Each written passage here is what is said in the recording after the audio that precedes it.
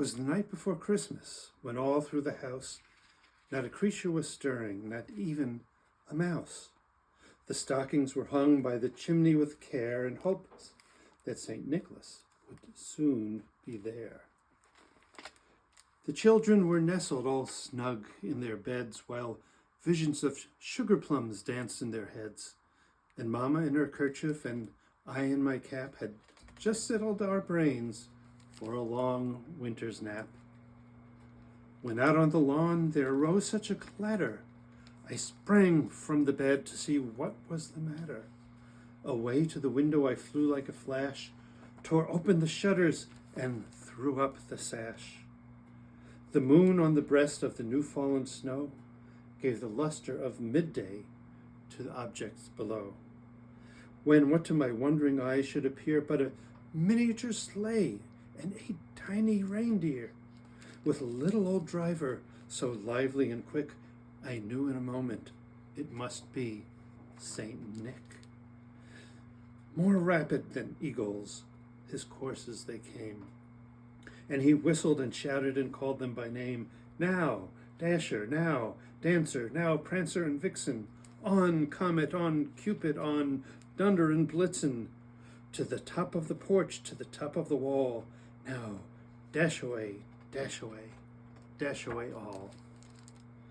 As dry leaves before the wild hurricane fly, when they meet with an obstacle, mount to the sky, so up to the housetop the coursers did fly, with the sleigh full of toys, and St. Nicholas too.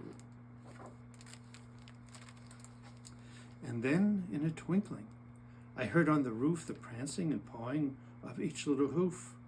As I drew in my head and was turning around, down in the chimney St. Nicholas came with a bound.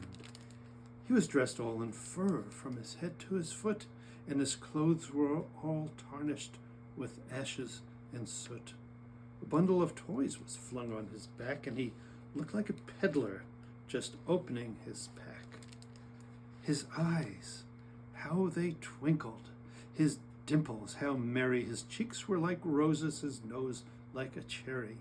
His droll little mouth was drawn up like a bow, and the beard of his chin was as white as the snow. The stump of a pipe he held tight in his teeth, and the smoke had encircled his head like a wreath.